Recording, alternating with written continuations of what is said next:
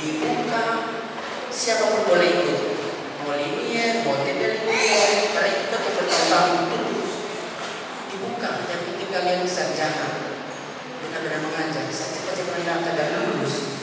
Puji Tuhan. Jadi saya tetap balik kelas, tidak usah ikut Kementerian Agama, karena dari Kemendikbud saya jadinya. Yang selama ini bertahun-tahun itu tidak akan mungkin itu ada aja kebijakan dari mana ada di pemerintah DKI ini. Tapi itu ditutup kemarin tanggal 26. Pengumuman itu tanggal 20 cuma 6 hari. Saya cepat-cepat kerja dan kirim upload segala macam lain. Anda telah berhasil mendaftar. Oke, saya buka lagi link. Kemarin Anda dinyatakan bisa diterima. Sudah tinggal berberkasan, puji Tuhan. Itu maksudnya hal-hal yang mustahil bagi manusia, bagi Tuhan tidak ada mustahil. Amin. Makanya lakukan saja firman, karena Tuhan selalu ada yang luar dalamnya. Lakukan. Nah, Bapak Ibu terkasih dalam Kristus Yesus, hal yang kedua tadi apa dikatakan? Taati perintah firman Tuhan. Dan ayat 14 sampai dengan 16. Ya. Jadi ingat, yang kedua taati saja perintah. Dari mana itu perintah ini dia? Firman Allah. Jadi sampai baca tiap hari. Yang ketiga, jaga hidup sesuai kebenaran. Ayat berapa? Ayat 20 sampai 21. Hai Timotius, peliharalah apa yang telah dipercayakan kepadamu, hindarilah omongan yang kosong dan yang tidak suci dan bertentangan-tentangan yang berasal dari apa yang disebut pengetahuan. Karena ada beberapa orang yang mengajarkannya dan dengan demikian telah menyimpang dari iman. Kasih karunia menyertai kamu. Yang ketiga adalah jaga hidup sesuai kebenaran firman Tuhan. Timotius disuruh oleh Paulus, ya, sebagai pimpinan jemaat. Timotius harus menjaga, mengajarkan kepada jemaat-jemaatnya, ya. Itu perintah firman Tuhan. Berarti Timotius dan kepada kita semua orang-orang percaya pada Kristus berlaku firman ini, ya. Tuhan mau kita menjaga dan memelihara kebenaran Injil yang telah dipercayakan dengan menjauhi ajaran sesat dan perdebatan yang tidak sehat. Ini apa dikatakan? Ada perdebatan yang tidak sehat. Ya, di ayat 3, jika seorang mengajarkan ajaran lain dan tidak menurut perkataan sehat, wah ternyata ada ajaran-ajaran yang tidak sehat. Ada. Firman Tuhan jelas mengatakan itu. Suka berdebat.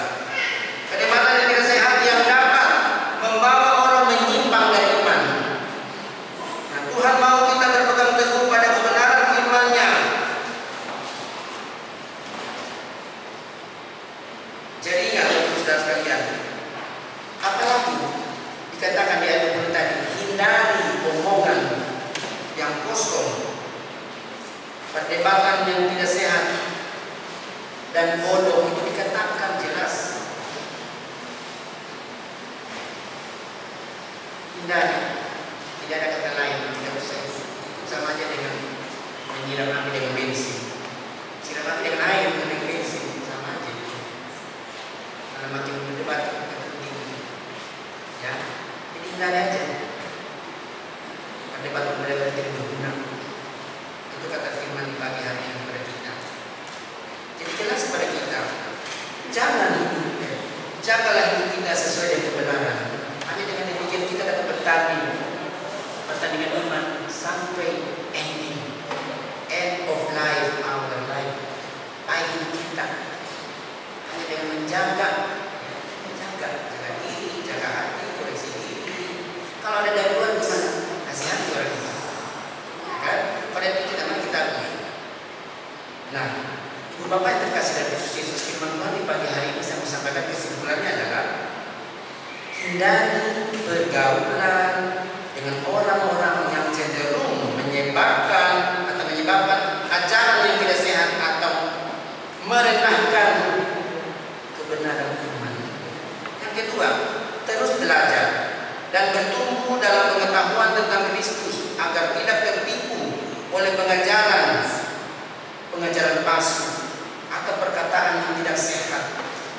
Selanjutnya, yakinlah akan penyertaan dan kasih karunia Tuhan selalu ada bagi kita sekalian. Di ayat yang terakhir tadi dikatakan kasih karunia menyertai kamu sekalian. Itu kata kata firman Tuhan, janji Tuhan berlaku.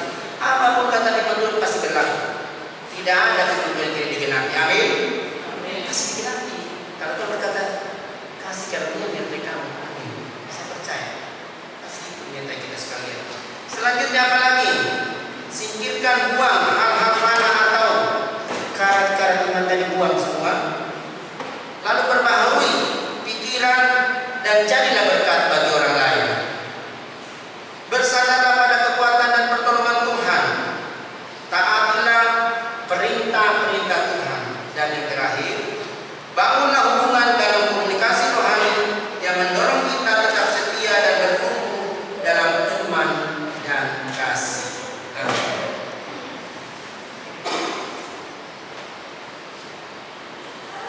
Silakan ujian dari persekutuan perempuan.